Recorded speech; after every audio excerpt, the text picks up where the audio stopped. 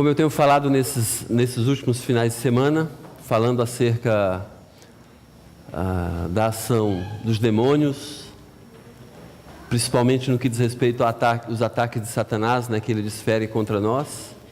Hoje eu vou terminar essa série de sermões, lembrando ainda de que o nosso tema, o foco, né? Manipuladores e manipulados. Terceiro sermão, e hoje eu quero dar uma atenção especial acerca dessa questão de ser usado, de muitas vezes da gente nem percebendo, a gente dá uma abertura para Satanás e a gente acaba sendo ferramenta de Satanás. Mesmo nós crentes, mesmo nós pessoas que de alguma maneira conhecem o Senhor Jesus, já entregou a sua vida para Jesus, mas serve de ferramentas para Satanás cumprir com o seu propósito. E isso é tão sério, né? É tão importante que a gente entenda claramente, porque senão a gente vai deixar verdadeiramente que Satanás domine a nossa língua, a nossa boca e as nossas ações também, mesmo a gente pertencendo a Jesus, por conta da abertura que a gente possa dar. Eu não acredito que Satanás ele venha a tomar posse de um cristão genuíno. A Bíblia nos diz isso, de que Satanás não pode nos ter a ponto de ter posse da gente como uma possessão, mas ele pode nos influenciar. Ele pode fazer com que, se eu permitir, fazer com que a agenda dele seja cumprida e a gente acabe maltratando alguém, alterando, na verdade, o curso da vida cristã de uma pessoa. E olha, muitas vezes isso é para a nossa derrota. E eu quero, obviamente, orar agora, pedindo que o Senhor nos abençoe, levando em conta isso, né? Lembrando basicamente de que Satanás ele tenta atacar aquelas instituições, em primeiro lugar, ele tenta atacar aquelas instituições que o próprio Deus estabeleceu aqui na terra, ok? Como a família, uma instituição criada por Deus. Por isso que a agenda hoje, a agenda do homossexualismo, a agenda de alguns grupos, né, é tentar desfazer a família. E Satanás é bem sagaz, porque quer atacar exatamente naquilo que ele vai avacalhar com a humanidade com mais facilidade.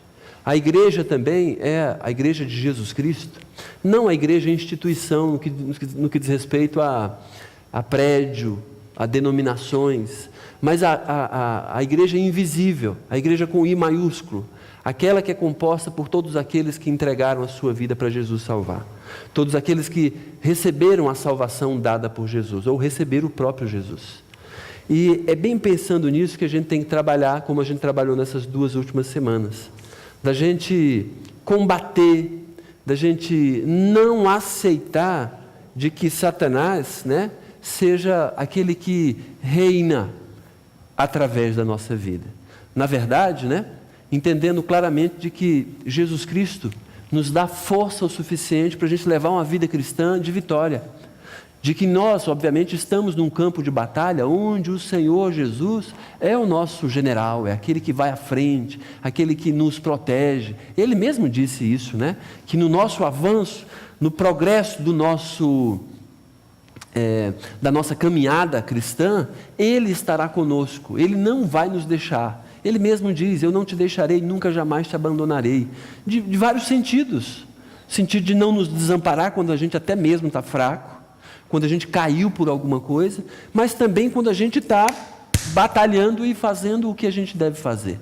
Até saindo vitorioso, Jesus está conosco. Ok? Levando em conta tudo isso, eu queria orar mais uma vez, como a gente sempre tem feito, mas orar para que Deus nos visite de uma forma especial essa noite.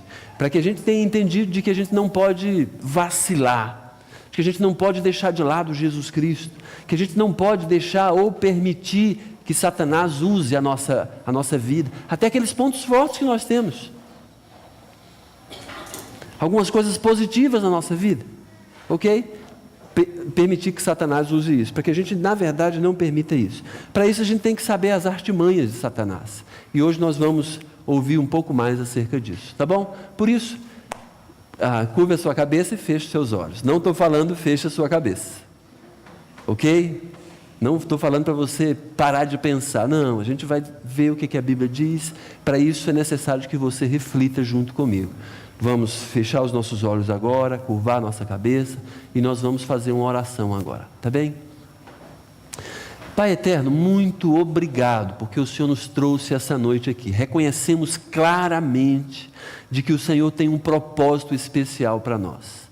Que esse sermão, isso que nós vamos ouvir agora, que o Senhor vai falar ao nosso coração, possa fazer efeito na nossa vida, para que possamos ficar espertos, para que possamos ficar ligados nesse mundo que vivemos, um mundo que é dominado por Satanás, um mundo que é anti-Deus, anti-Jesus Cristo, anti o Senhor, é contrário às vontades do Senhor.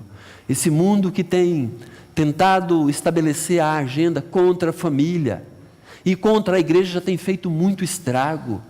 Eu peço graça ao Senhor para que o Senhor mesmo venha sobre nós essa noite e faça com que a gente compreenda, entenda que com aquilo que de forma simples certamente vai ser falado ao nosso coração, porque o Senhor não é sofisticado na comunicação do Senhor mesmo.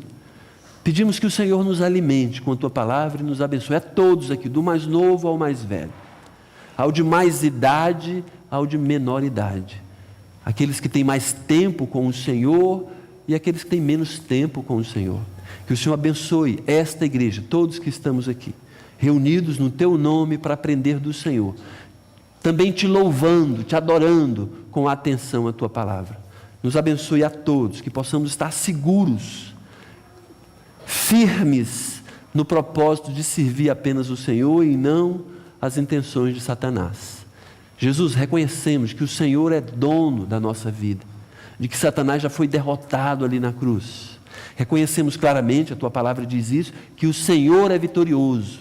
O Senhor já expôs a derrota de Satanás para as hostes espirituais. E por isso, entendemos de que ele está muito mais furioso. E por isso também reconhecemos que o Senhor tem grandes coisas para fazer através da nossa vida e muitas vezes apesar da nossa vida. Obrigado, pedimos a Tua graça sobre a nossa vida nesse momento e que, por favor, o Espírito do Senhor tenha liberdade sobre nós e o nosso coração. No nome de Cristo Jesus, aquele que morreu na cruz, aquele que é vitorioso, aquele que ressuscitou, mostrando que é o grande Deus e o nosso Salvador. No nome dele oramos. Amém.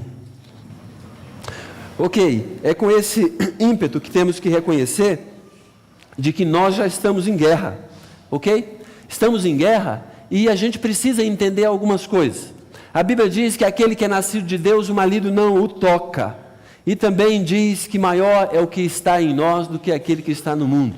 Então vejam só, ele é aquele que de alguma maneira, veja só, nos protege. O Espírito Santo em nós não permite que Satanás tome nossa vida. E também, olha só, o próprio Deus que mora em nós afirma e fala para que a gente de alguma maneira tenha segurança de que nós podemos andar com a cabeça erguida, não de orgulho, não de prepotência, mas andar de cabeça erguida no sentido de que nós já somos vencedores com Cristo Jesus. A gente não precisa ficar igual uma galinha. A gente não precisa ficar igual um rato se escondendo. A gente não precisa, pelo contrário, a gente tem que caminhar firme, avançando contra as hostes, as fortalezas de Satanás. E é lógico, né? Eu não estou aqui para ficar falando só sobre Satanás. Eu estou falando, o meu objetivo aqui é de que a gente entenda que todo esse tempo que nós temos passado aqui refletindo acerca de Jesus e das artimanhas de Satanás, tudo isso tem algumas coisas para que a gente aprenda. E eu queria que a gente focasse a nossa atenção, né, no que a Bíblia nos diz a respeito de pessoas que são usadas por Satanás. Veja só, até mesmo pessoas cristãs. E tem duas passagens aqui que são interessantes que eu queria compartilhar com vocês, embora não seja o texto da nossa reflexão maior, mas são passagens que nos falam, nos dizem, nos apresentam, né, como muitas vezes pessoas são conduzidas por Satanás e acaba fazendo com que outras pessoas sejam conduzidas por elas. Ok? Duas passagens eu queria que a gente desse uma atenção. Efésios 4:12 diz assim: para que não mais sejamos como meninos, agitados de um lado para o outro e levados ao redor por todo o vento de doutrina, pela artimanha dos homens, pela astúcia com que induzem ao erro. Olha só, esse primeiro versículo aqui, em Efésios capítulo 4, fala a respeito da utilidade dos dons na igreja. Quando todos nós, como corpo de Cristo, não apenas ficamos esquentando o banco, não apenas entendemos a igreja, não apenas olhamos para a igreja como se fosse uma paisagem, um trabalho que a gente precisa de alguma maneira ter apenas final de semana, apenas olhar a igreja apenas como alguma coisa tão somente de encontro social. Não. Quando todos nós, eu, você, todos que estamos aqui, nos aplicamos a ser usados, nos permitimos que Deus nos use, esses dons, nós somos protegidos. Nós nos protegemos mutuamente. Além da proteção do próprio Senhor, nós também nos ajudamos um ao outro, para que a gente não seja, olha só, induzido, levado ao erro, por conta de alguém que com astúcia tem condições de nos enganar. A igreja nos ajuda nesse sentido. O uso dos dons, nós, um trabalhando e o outro trabalhando, todo mundo trabalhando. Isso aqui é que diz que nos vai proteger. Veja só, ele está falando de igreja. Ele também está falando aqui aquilo que nós muitas vezes temos sofrido na nossa sociedade. Nós encontramos igrejas que não são igrejas de Jesus Cristo, embora tenha muitos crentes ali. Aquelas pessoas que ficam induzindo outras ao erro, principalmente no que diz respeito a envolvimento com dinheiro, explorando aqueles que têm até um interesse de ter uma vida com Jesus, uma fé genuína com Jesus, mas vão para um lugar e o pessoal faz aquelas promessas que Deus nunca fez. E essas pessoas muitas vezes saem frustradas das suas igrejas, achando que toda a igreja é assim, de que as pessoas não olham. Veja só, ele fica pensando assim, mas a igreja, Deus é assim, a igreja é assim, eu não quero saber de Deus, não quero saber de igreja nenhuma. Aí acha que tem que ter um relacionamento com esse Deus sozinho em casa. E não pode, porque aqui diz que nós, numa igreja saudável, nós somos protegidos, e protegemos também. Nós criamos uma boa corrente, uma corrente saudável, onde nós somos protegidos, porque protegemos um ao outro. Então, o apóstolo Paulo já estava dizendo aqui, já estava antecipando, naquela época já acontecia, aquilo que nós encontramos, vemos, enxergamos hoje em dia. Quando a gente vai numa igreja, eu nem vou mais, quer dizer, nunca fui assim, né? Nem ligo televisão para saber o que está passando, né? Negócio de igreja, porque 90% das coisas vai descambar, sabe em quê? Em pegar o teu dinheiro, em querer o teu dinheiro. Finalmente não é a sua vida espiritual. Muita gente lhe trata, sabe como? Como cliente da religião. E muitas vezes as pessoas se deixam levar com isso, porque são induzidas ao erro e aceitam esse erro. São induzidas, são atraídas, são levadas, e a pessoa acha que aquilo verdadeiramente é a vontade de Deus. E olha, vira um fracasso espiritual, é um derrotado espiritual. Muitas vezes diz, está amarrado Satanás, e fala aqueles jargões pseudo-evangélicos, né? Aqueles jargões, aquelas palavras assim da Gospelândia. Daí, a pessoa acha que tem poder. Vai fazer uma oração, tem que fazer careta. Já viu aquele negócio assim? E aí pensa que aquilo que vai dar, de alguma maneira, fazer com que as coisas aconteçam. Aqui o apóstolo Paulo está dizendo claramente para mim e para você, nós somos levados, se a gente permitir, ao erro. Mas se estamos numa igreja saudável, nós somos protegidos uns pelos outros. O segundo versículo aqui, ou a segunda passagem, Gálatas 2,13, fala assim, isso aqui é incrível.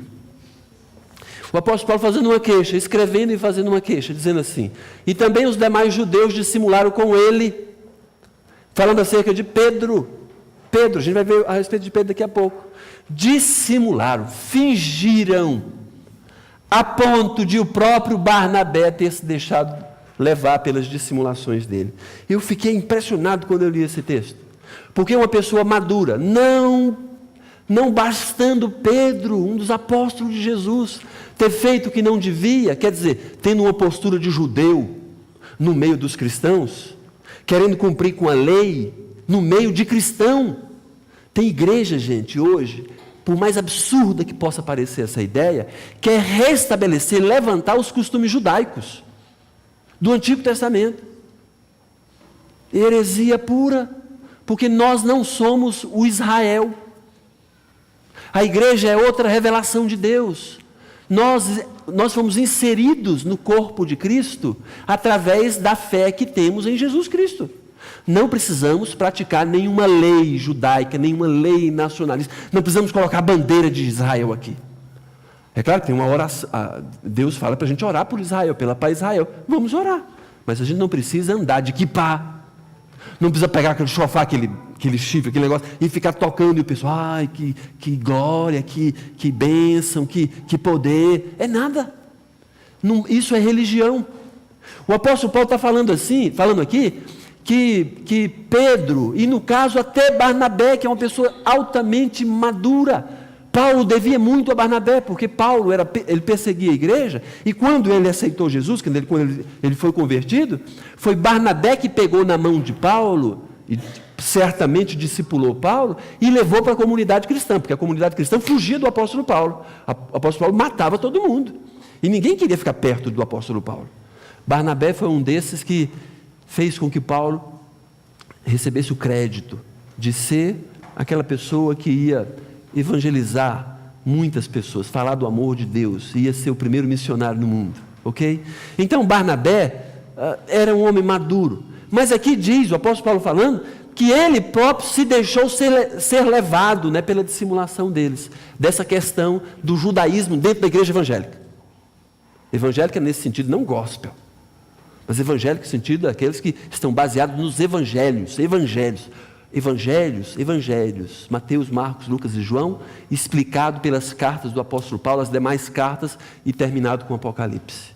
Ok? Então não tem muito a ver com o Antigo Testamento. Embora o Antigo Testamento tenha todo o valor, é Bíblia.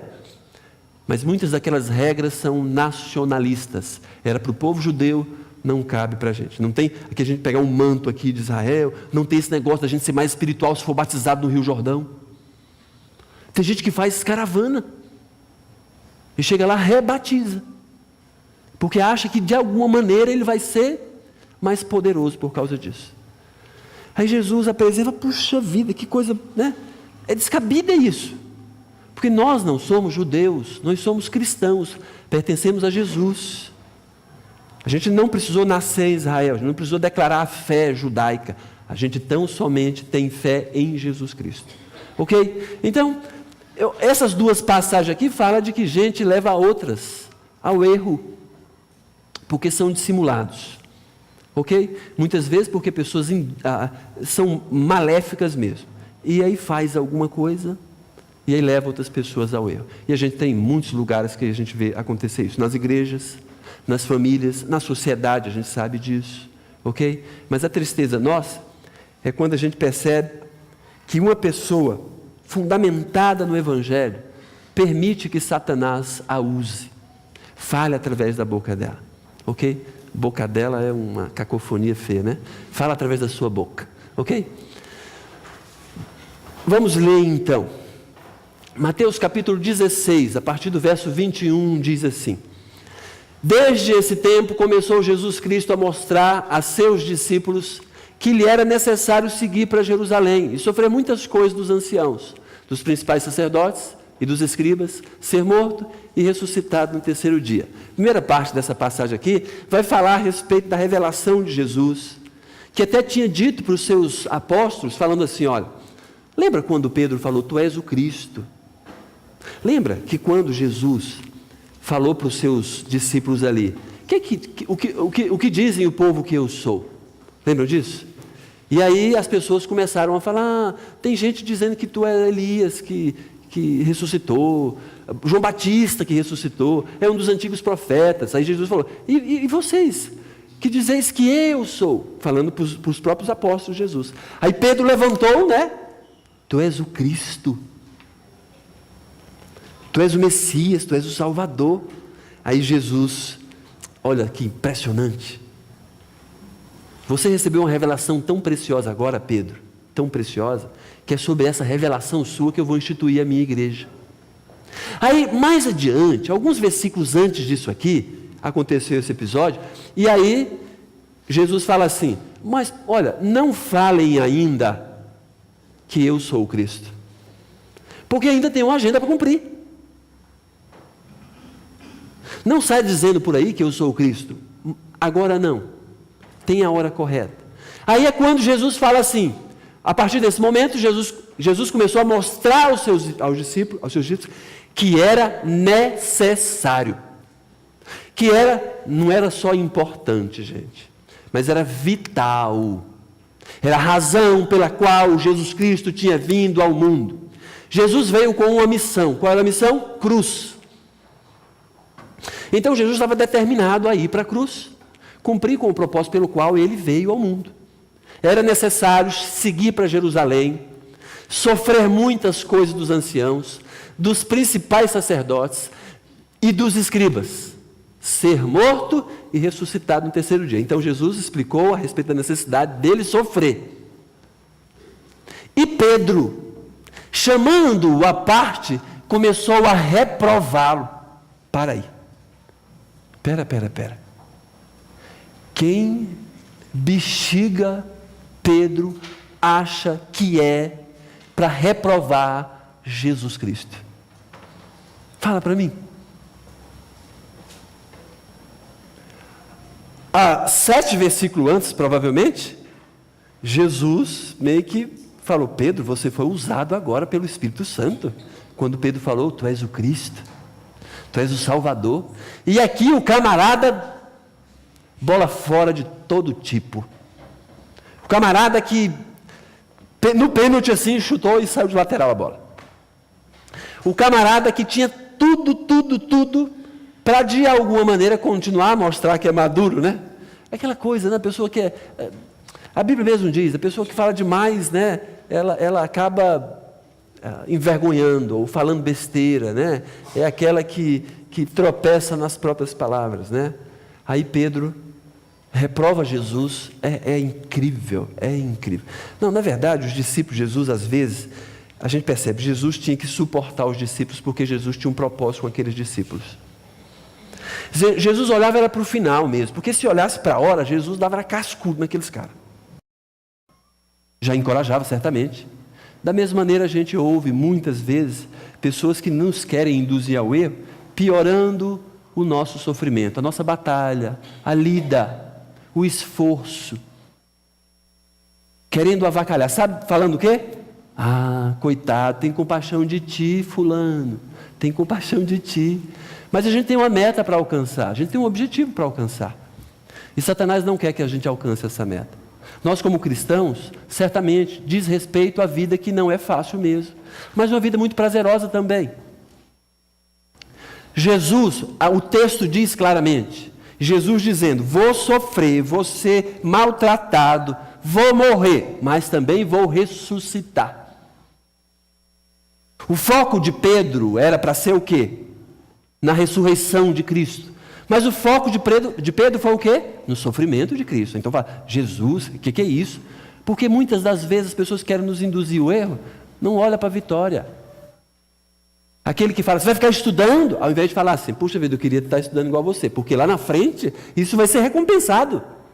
Ah, você é uma pessoa dedicada na igreja, lá na frente vai ser dedicado. Ao invés de falar isso, você vai fazer isso? Vai na igreja de novo? Você vai ajudar nesse negócio? Você vai gastar tempo com isso? Aí, a gente vai se deixando levar porque a gente se permite ser induzido ao erro.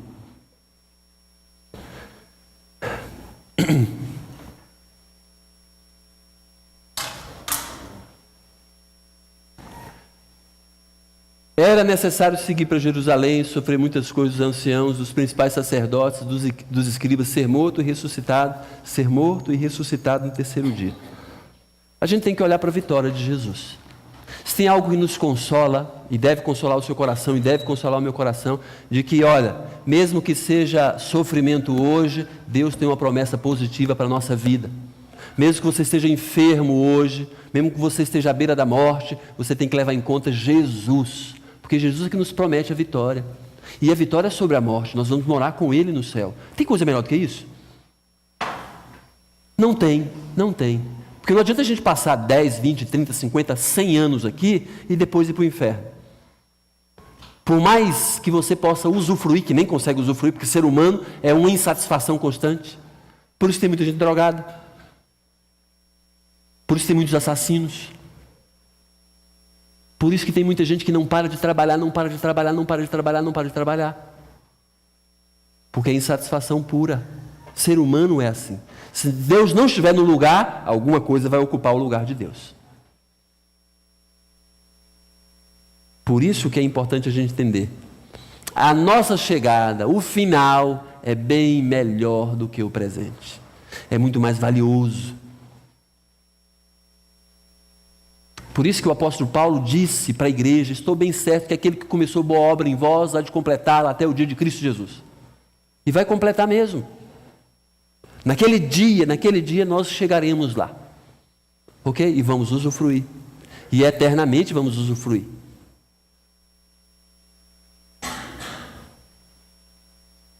Olhando para tudo isso, eu queria só concluir, levando em consideração de que a nossa vida, nós cristãos, não seremos mais possessos de Satanás. Porém, podemos ser induzidos ao erro e também podemos induzir pessoas ao erro. Nós não estamos livres. Nós somos, obviamente, somos pessoas que, podemos, se não estivermos bem com Deus, podemos ouvir e fazer aquilo que Satanás quer.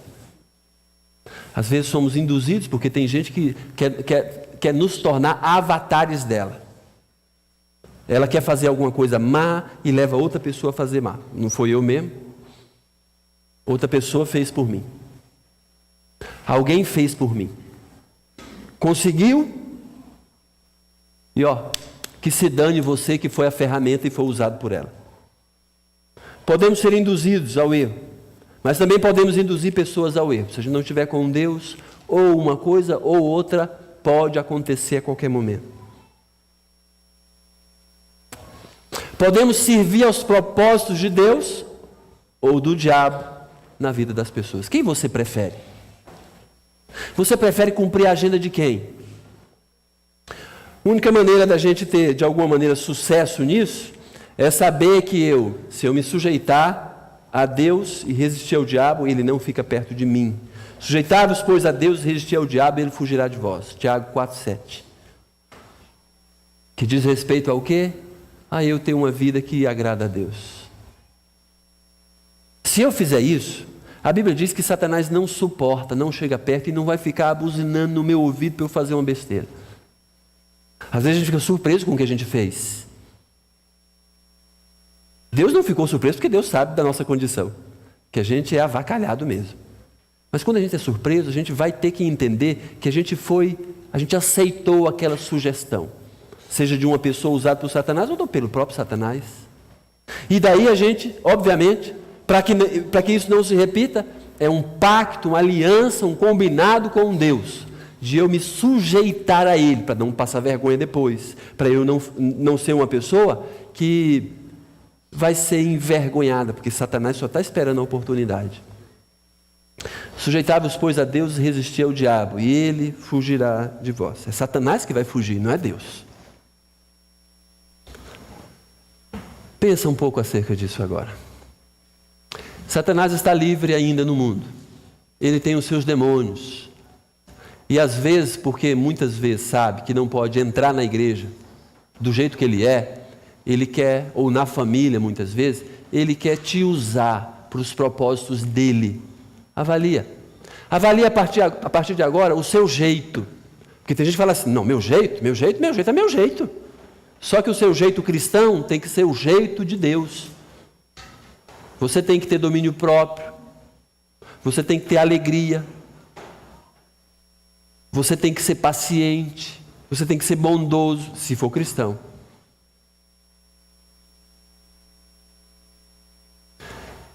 É importante que a gente entenda isso, porque está sobre nós agora essa responsabilidade. A Bíblia diz: está posto diante de ti o bem e o mal, mas fala, escolha, pois, o bem. Josué falando isso para o povo. E Deus também fala para a gente. A quem você quer servir? Qual agenda você quer cumprir?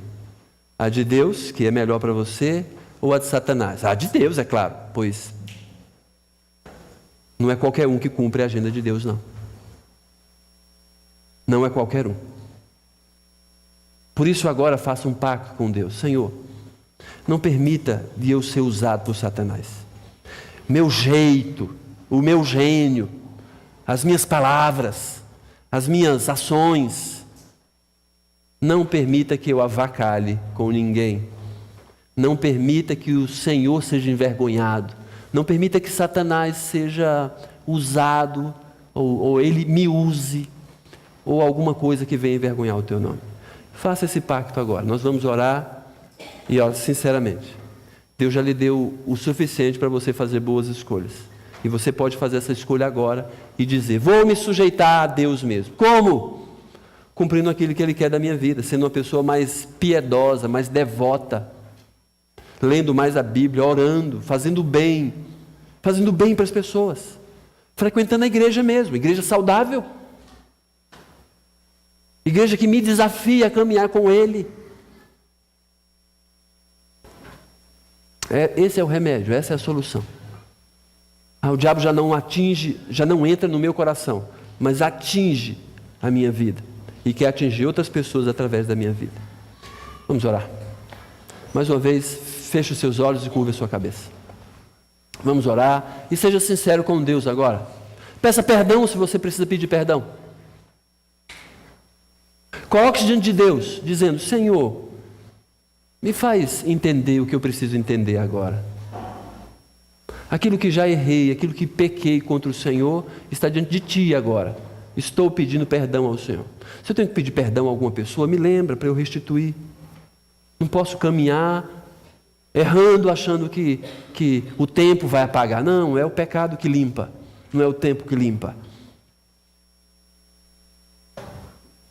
Diante de Ti, Senhor, está a minha vida, e eu tenho uma aliança com o Senhor.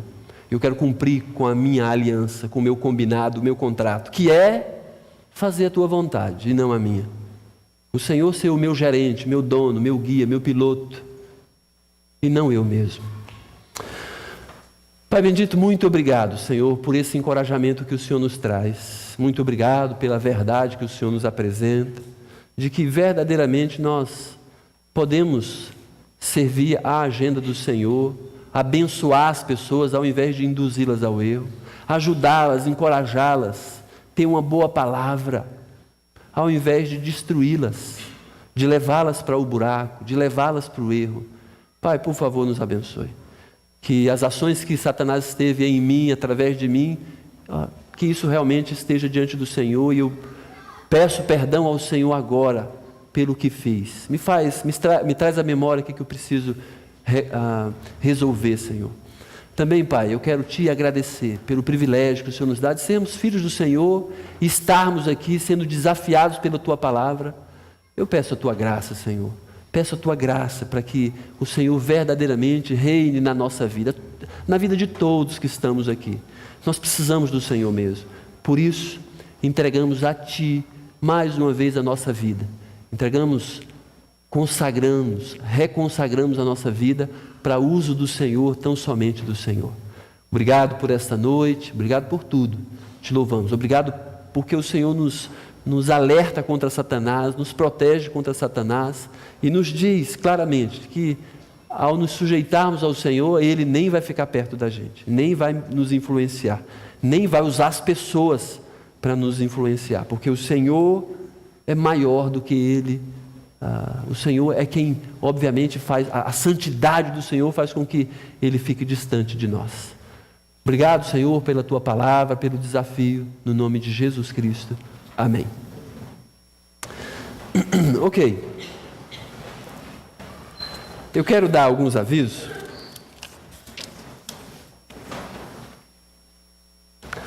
Primeiro, o Cássio, que é um dos responsáveis pelo acampamento, ele diz que vai ter um mutirão de serviço, óbvio, né? Não é de outra coisa, lá no ABA, no próximo sábado. E algumas pessoas vão sair na sexta-feira, não é isso? E o Cássio está tentando ver se tem alguns voluntários para isso. Vai ter uma feijoada lá, e quem vai ter que pagar a feijoada. Ok? Cássio, é no sábado, óbvio que vai ter a feijoada, não é isso? Ou não? Porque se for antes, o camarada vai morrer antes de trabalhar, né? Ok. O valor é R$15, não é isso, Cássio? Que você botou aqui. Isso aqui é coisa de crente mesmo, coisa de gente que quer servir ao Senhor. Vai para trabalhar e paga ainda, né? É coisa de cristão mesmo, gente. Ok? Gente que quer gastar de si, do seu, para o benefício de outras pessoas. Haverá o acampamento das mulheres na outra semana e precisa desse mutirão para consertar, para arrumar, limpar, botar algumas coisas no seu devido lugar. E isso, sem dúvida nenhuma, precisa de voluntários. Ok? Se você quiser, procure o Cássio no final do culto. Também, eu vou fazer uma outra viagem essa semana. Eu vou, quinta e sexta-feira, terei a última parte do módulo de uma pós-graduação que eu estou fazendo. Vai terminar agora, eu vou para essa formatura. Fazer o módulo, quinta e sexta, e a formatura vai ser domingo. Só que eu não vou ficar na formatura, porque eu estarei na igreja, obviamente, né? Eu só me ausento da igreja em casos verdadeiramente necessários, excepcionais. E nesse caso é bom, mas também não acho que é excepcional e nem extremamente necessário.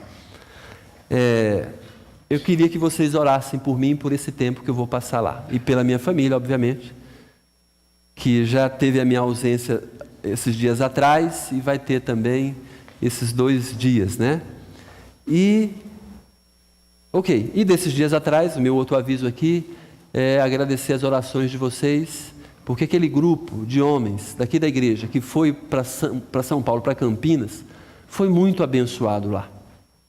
Nós fomos muito abençoados na conferência sobre plantação e revitalização de igreja, né? E eu queria que os homens que foram fiquem de pé, por favor. Ok. O Wesley já está de pé. São essas beldades. Eu também, né? Eu sou homem, né? E também fui, né?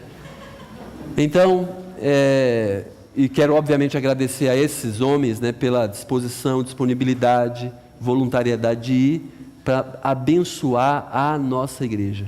E a gente tem muitas coisas que a gente entende que deve colocar em prática já, né, para que a igreja seja uma igreja mais forte ainda. Ok, obrigado, pode sentar, Jesus abençoe a vida de vocês. Ok? Então, alguém tem mais algum aviso que seja importante para toda a igreja? Além de que as inscrições para o acampamento de mulheres está sob a responsabilidade da dona Lindalva. Ok? Só procurar a Lindalva e fazer sua inscrição. Mais algum outro aviso? Vasco perdeu hoje? Perdeu não, né? Ontem, né? Não foi hoje, foi ontem. Ok. Mais algum aviso? Ainda tem alguns itens da sexta? Alguém? Ok. Tá bem. Hoje é aniversário da Fefa, conforme a Ivonilson falou. Jesus te abençoe, viu, Fefa? Jesus te abençoe e te dê juízo. Lógico, né? Lógico. Quem é que não quer juízo, né? Só desajuizado que não quer juízo, né? Jesus te abençoe, viu? Hoje tem uns 6 conhecidos meus que faz aniversário hoje, né? Achei isso engraçado, né? Essa questão do Facebook ajuda isso, né? Ok, vamos ficar de pé? Porque volta e meia acontece uma cena dessa. Volta e meia a gente percebe que os discípulos não entendiam aquilo até mesmo que falava muitas vezes. Não entendia Jesus Cristo, embora estivesse com Jesus. Não é à toa que esse mesmo Pedro, depois de muito tempo andar com Jesus, quando Jesus foi crucificado ali, né? Pedro foi um daqueles, que fugiu. Todos fugiram. Mas Pedro foi aquele que passou vergonha, porque antes mesmo ele tinha falado: Jesus, eu vou com o senhor até para a morte, se for o caso. Aí Jesus falou: você não vai fazer isso. Você vai me negar 3 vezes antes do galo cantar. E aconteceu isso mesmo, para a vergonha dele. E Pedro, chamando-o à parte, começou a reprovar: Jesus, vem cá, Jesus, vem cá, Jesus. Jesus, deixa de ser besta. Tem compaixão de ti, Senhor. Isso de modo algum te acontecerá. Pior besteira que Pedro falou na vida dele, provavelmente. Ele não falou apenas assim, de abraçar Jesus e falar assim: Jesus, você já percebeu o que você falou? Talvez você não tenha percebido as tuas palavras, porque às vezes a gente fala coisa sem sentir, né? Mas o cara achar que Jesus fala aquilo que não sabe, não? Aí Pedro, ao invés de falar: Jesus, é verdade, esse negócio de sofrer, morrer, levar tapa na cara, cuspida e tudo mais, não está muito, eu não acho que isso é legal, não. Aí Pedro, Senhor, isso de modo algum te acontecerá. Mas Jesus, voltando-se, disse a Pedro. A ideia de voltando, sabe o que é? É fazer a atenção de todo mundo. Chamar a atenção de todo mundo. Não sei se para envergonhar Pedro, para Pedro aprender. Porque naquela conversa particular, Jesus, peraí, né? Aí Jesus falou o que para Pedro? Arreda Satanás. Ou melhor, vai para trás. A frente da fila não é a sua. Vai para trás, Satanás. Arreda-te, ou arreda Satanás. E certamente, falando aqui a respeito de Pedro, tu és para mim, olha, pedra de tropeço, sinônimo de Pedro, de Quefas, de rocha, porque não cogitas das coisas de Deus, e sim das dos homens. Isso é impressionante quando Jesus fala isso. Gente, isso é aquelas questões que valem a leitura. Quando eu encontro a leitura dessa na Bíblia, embora existam diversas leituras, eu fico travado na leitura. Porque eu quero sugar, eu quero entender tudo isso. Jesus está falando aqui: você não cogita das coisas de Deus e sim dos homens. Esse negócio de não sofrer, de eu não ir cumprir com a minha missão, é coisa de homem, não é coisa de Deus. Isso é coisa de gente que é imatura, de gente que olha só para o aqui e agora, e de gente que acha que as coisas se terminam e se conclui desse lado de cada terra. Então Jesus disse a seus discípulos: se alguém quer vir após mim, a si mesmo se negue, toma a sua cruz e siga-me. Aí Jesus aproveita para falar, sabe o quê? E vocês também. Não sou eu que vou sofrer sozinho, não. A vida cristã diz respeito a você caminhar carregando a sua cruz. Se você quiser ser um bom cristão, você vai assumir a sua cruz. Você vai assumir esse sofrimento que é desconfortável. Você vai ter que assumir a sua cruz. A cruz não é símbolo, não era símbolo do cristianismo. Andar com a cruz, né? Igual hoje algumas pessoas andam, até o negócio, puxa, que a pessoa é religiosa. Mas a cruz antes era símbolo de morte. E não era símbolo de uma morte súbita. Não era um ataque do coração que a pessoa de repente, um aneurisma, coisa parecida, né? Que a pessoa de repente vai embora. É a mesma que Jesus sofreu. A cruz simbolizava sofrimento, morte desgracenta, se existir essa palavra. Você era reprovado da sociedade. Você era excluído da sociedade. Era a sociedade dizendo assim: não queremos que você viva mais com a gente, vamos te matar. Basicamente a cruz era isso. E Jesus diz: tem que tomar a sua cruz. Quer dizer, a identificação comigo, mas também com o rala, com a dificuldade. É bem diferente do cristianismo hoje. Às vezes a gente acha que está sofrendo porque tem que ir para a igreja 2 vezes no domingo. Ali cristianismo é bem diferente. Cristianismo era você falar: eu sou cristão, pode correr que a pedra vai comer. Era basicamente isso. A pessoa, quando se batizava, ela saía das águas praticamente se despedindo dos seus familiares. Eu não sei de fato o que vai me acontecer ali na esquina, porque eu posso não voltar para casa. Ok. Nessa passagem aqui, além de mostrar essas verdades para a gente também tem algo que eu acredito que seja de extrema valia para a gente refletir no dia de hoje, nessa noite.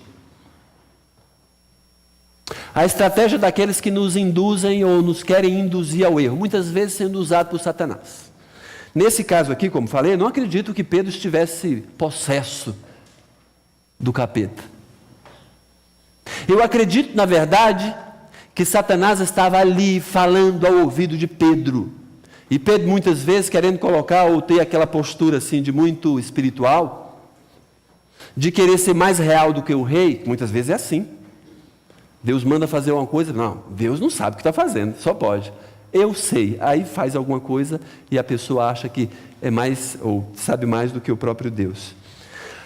Aí, nessa mesma passagem, eu queria que a gente avaliasse as estratégias, ou pelo menos parte das estratégias, daqueles que querem nos induzir ao erro. A gente vê Satanás, mas a gente vê também pessoas que querem fazer isso conosco. Nos levar para uma direção oposta àquela que a gente deve caminhar. Jesus ia para a cruz, é o projeto de Jesus, a missão de Jesus. Aí chega um camarada que fala, nananina, nanão, né? Você não deve ir para lá. Que isso, Jesus? Que isso? Tem compaixão de ti. Tem dó de você. É com essa reflexão que eu queria que a gente também avaliasse a nossa própria vida. Será que a gente tem entendimento dessas coisas? Por isso, eu queria que a gente, de alguma maneira, entendesse isso. Parte da estratégia daquelas pessoas que nos induzem ao erro, querem nos induzir ao erro, é que ela vai nos fazer uma proposta, essas pessoas, através, quer dizer, de uma pessoa que a gente espera o melhor delas, não espera coisa ruim. Sabe por quê? Porque se a gente espera, ou a gente vai ouvir alguma coisa, mesmo boa, de uma pessoa ruim, que a gente percebe que é nossa inimiga, a gente não vai dar crédito. A gente não vai querer muito ouvir aquelas pessoas que a gente pensa assim, a gente já sabe assim, rapaz, essa pessoa me quer o mal. A estratégia de Satanás, ou de qualquer pessoa que nos quer induzir um erro, é que ela vai aparecer com uma proposta através da boca de uma pessoa que a gente até espera que ela nos queira bem. Ou você acha que Satanás vai aparecer na sua vida de chifre, de capa vermelha, com aquele rabão assim, com a seta na ponta, gritando com você, com aquela cara esquisita que a gente vê pintada em muitos lugares, com a fita na cabeça dizendo eu sou Satanás, com a bandeira ainda de qualquer... Não. Ele vai aparecer bonitinho, belo, atraente. Então é muito mais fácil nos induzir ao erro aquelas pessoas que a gente entende ou acha que ela não nos quer mal. Há instantes atrás, Pedro tinha falado, tu és o Cristo, Jesus. Que coisa impressionante sair da boca de Pedro, uma afirmação tão impressionante.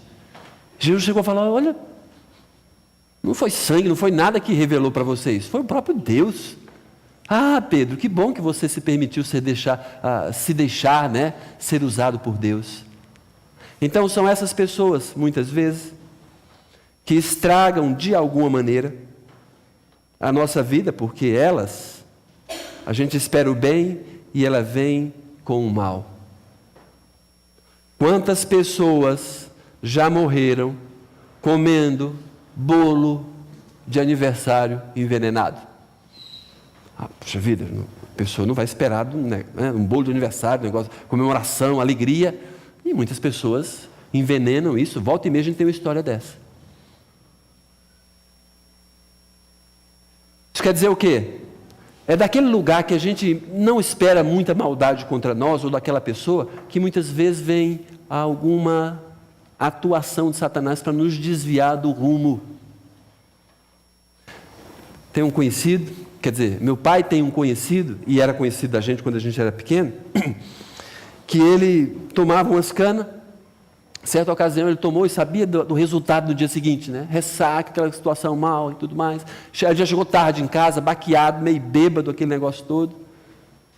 E ele pensou assim, estava meio ruim.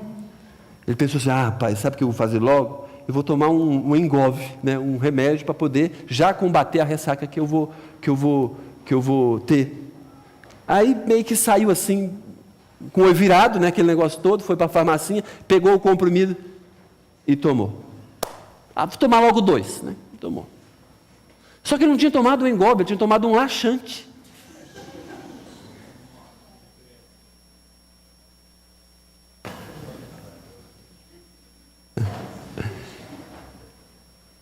Você imagina a vida do coitado depois.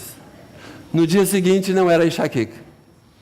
Era enxaqueca mais alguma coisa. Ele não tomou o laxante porque pensou assim, vou tomar um laxante. Não, ele pensou que era um remédio que estava tomando. Ele pensou que era uma coisa boa para ele. A expectativa dele era de algo bom. Alguma coisa que lhe fosse fazer bem.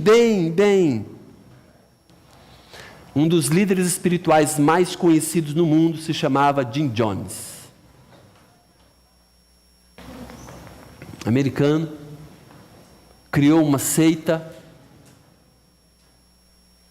Igreja Cristã do Evangelho Pleno, Templo dos Povos. Parece uns nomes de igreja neopentecostal que a gente ouve por aí, né? Ele levou ao suicídio quase 1.000 pessoas num determinado momento. Induziu quase 1.000 pessoas, precisamente 983 pessoas. Suicídio coletivo. Esses dias agora, essa semana, uma pessoa me falou assim, a minha tarefa é ganhar almas. Porque um pregador disse que ganhando almas, muitos dos nossos pecados são perdoados. Falei, que coisa, que heresia é essa? Quase que eu falo assim, que burrice é essa? Como é que você pode imaginar um negócio desse? A gente teve uma conversa assim por um tempo, e eu tentando falar para ele que nós não conseguimos fazer nada para ajudar na nossa salvação, porque nós somos pecadores, e somos mesmo. Se Jesus não nos salvar, a gente não consegue se salvar. Foi a razão pela qual Jesus Cristo veio nos buscar, porque a gente não conseguia chegar no céu. A gente teve que se entregar para Ele. Se a gente fizer alguma coisa, a gente não vai para o céu, vai para outro lugar. Vai para o inferno. Porque não tem condições, a gente não consegue elaborar, trabalhar para conseguir alguma coisa de Deus. É importante a gente reconhecer, então, que é muito mais fácil de uma pessoa que a gente espera o bem, a gente ser induzido ao erro, sabia?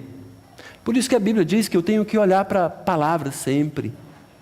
Os bereanos eram conhecidos como aquelas pessoas mais nobres das igrejas do Novo Testamento, porque eles, mesmo o apóstolo Paulo pregando, mesmo Barnabé, Pedro ou qualquer um dos apóstolos, eles verificavam na Bíblia, no caso era o Antigo Testamento, se as coisas de fato eram assim. Eles avaliavam. Por quê? Porque depois de perceberem que era assim, eles tinham facilidade de viver. Eu quero viver isso. Eu quero viver essa verdade.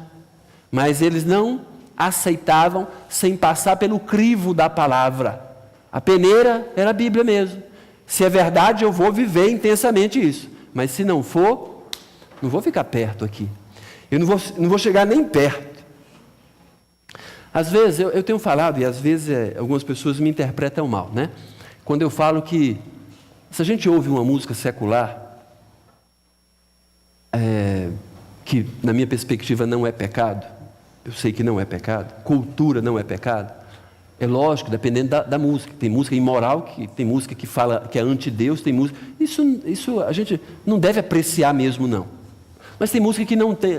Às vezes músicas têm uma mensagem, porque é artística, tem uma mensagem muito valiosa. Mas tem grupos religiosos que, olha, não quer nem saber de música artística, que eles chamam de música mundana. É claro, tem muita música avacalhada, a gente sabe disso. Não estou falando dessas músicas. Mas ele deixa passar algumas músicas evangélicas que são anti-Deus. Algumas músicas que são heresias. Mas porque foi um cara que tem um nome ele carrega talvez um título de seja pastor, de levita. Levita. O cara não sabe o que está falando. Aí a pessoa bebe qualquer coisa. Aí eu digo, e geralmente eu falo, olha, quando a gente escuta uma música secular, dificilmente a gente transfere isso para a nossa vida espiritual. A gente aprecia como arte. Mas uma música de igreja, a gente tem o costume de achar o quê? Isso é verdade. E aí acaba assumindo muitas heresias. Aí acaba vivendo uma música que, tipo aquelas, Deus vai restituir o que é meu. Sabe essas coisas assim de igrejas, da teoria da prosperidade? O que eu tenho para Deus restituir? O que eu mereço é um inferno. E ninguém vai querer assim, Senhor, me dá o inferno. Ninguém vai falar isso. A pessoa não sabe o que está falando. A pessoa não sabe o que está... Mas alguém induz ele ao erro. E ele aceita isso porque muitas vezes é bom. Olha só o que Pedro fala para Jesus. Tem compaixão de ti, Senhor. Tem dó de você. Não faz um negócio desse, não. Não faz um negócio desse, não. Vai sofrer para quê? Vai sofrer para quê, Jesus? Então, a perspectiva de Pedro é uma pessoa bondosa, não é? Eu não quero o seu mal, mas na verdade está fazendo com que Jesus, ou querendo que Jesus desvie do seu foco, que era a cruz. Outra estratégia daqueles que induzem ao erro é apresentar como aquele nosso defensor. Mesma maneira, tem compaixão de ti, Jesus. Aquele que vai nos defender. Aquele que meio que está falando assim para a gente. Você não precisa passar por isso, não. Gente, isso é o humanismo. Por isso que Jesus falou, isso é cogitação das coisas dos homens, não é coisa de Deus, não. Eu lembro quando eu estava prestes a ir para o seminário, e aí vinha uma ou outra pessoa e falava, né? Sendo usado por Satanás muitas vezes. Embora muitas vezes como defensor. Mas você vai para o seminário mesmo? Mas você acabou de passar num concurso tão bom. Ah, Senhor, por favor, né? Mais uma vez. Eu já fui taxado de doido pelo meu pai, né? Ainda vem uma pessoa querendo, né? Embora isso me fortificasse, eu tivesse me fortificado, a gente tem que entender claramente de que muitas vezes a pessoa se apresenta como nosso defensor. É aquele camarada que se apresenta e coloca dizendo assim, olha, peraí, você merece uma vida melhor. É aquele mesmo camarada que está aliciando jovens e mocinhas falando assim, bonita desse jeito, não tem nenhum apartamento? Por quê? Daqui a pouco vem a desgraça. Mas se você quiser, é só fazer aquilo que eu lhe apontar. E aí é nisso que no mundo tem muita gente escrava do sexo, ou escravizada por conta da prostituição. É a mesma coisa da pessoa também está falando. Aproveita a vida. A pessoa está mirando, né? E a pessoa vem como nosso defensor, no fundo está tirando a gente do foco. Você não vai beber, não? Não vai transar, não? Ninguém está vendo. Não nega esse prazer a você. Você merece. Você merece. Quer dizer, se apresenta como defensor, mas é igual o homem feminista.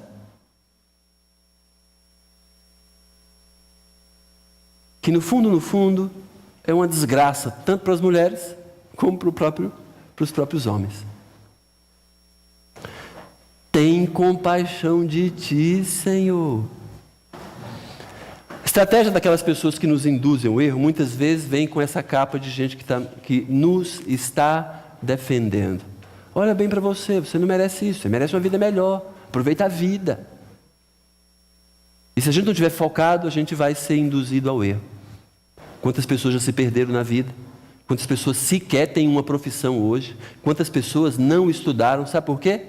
Porque alguém, falou no ouvidinho dele, usado por Satanás ou nem usado por Satanás, e ele se desviou. Foi para a noitada, foi para a birosca do boteco, foi para algum lugar, foi fazer aquilo que ele já sabia que não era legal. E vai atrapalhando a vida, vai atrapalhando a vida, vai atrapalhando a vida. E talvez vocês já foram vítimas disso, e talvez vocês já levaram outras pessoas a serem vítimas disso. Porque quem está se afogando, o que ele quer mesmo é pegar uma outra pessoa para poder se afogar junto com ele. Então você vai ter muita gente te chamando para as porcalhadas, ou não? Quantas pessoas já te chamou? Quantas vezes você deve ter ido, depois ficou arrependido? E quantas pessoas ainda vão te chamar? Quantas pessoas vão falar para você, olha, vamos aproveitar, vamos fazer isso, vamos fazer aquilo outro?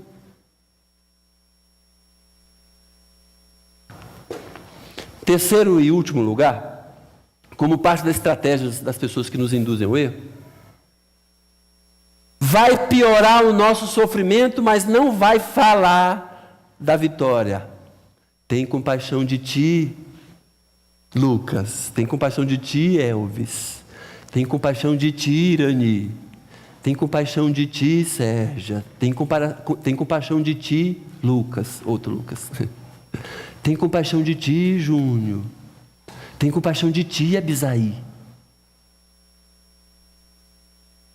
Porque você vai sofrer. Essa sua vida aí não tem tanto prazer. É aquele camarada que fala assim, liga para você e fala assim, vai ficar estudando, é? Vai ficar estudando aí, é? Feito um bocó, feito um mané? E aí você, rapaz, será que eu sou um mané mesmo porque eu estou estudando? O bom aí tem alguma coisa que o cara já está propondo. Não é assim? É assim. Porque o camarada vai piorar o sofrimento.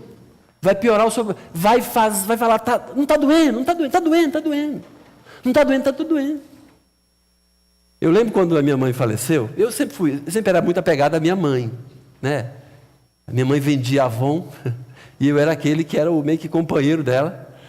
Às vezes forçado, mas eu pensava, poxa, ninguém quer ir com a minha mãe, mesmo molequinho, né? Eu vou com a minha mãe, né? Aí ia com a minha mãe. Entrava nas casas, aquela coisa toda, né? E tudo mais. Aí quando a minha mãe faleceu, é claro, fiquei muito sentido, como todo mundo da família ficou sentido. Mas tinha gente, coitado, era tão apegado à mãe, o que vai ser dele agora? Quase que falando assim, eu acho que ele vai se matar. E eu fico pensando assim, rapaz, será que eu sou um coitado mesmo, miserável? Minha mãe faleceu, será que eu tenho que fazer o quê? Arrumar uma corda para me enforcar? O normal é o quê? Correr, pular na frente do ônibus? O que é o normal? Foi mais ou, sabe, eu escutava mais ou menos essas coisas. Quer dizer, a pessoa piorava o sofrimento, muitas pessoas, ao invés de falar da vitória. Como algumas pessoas me falaram. Eu lembro de professora que falou assim, ainda bem que você já é um rapaz, com 13 anos de idade. Mas aquilo me encorajava.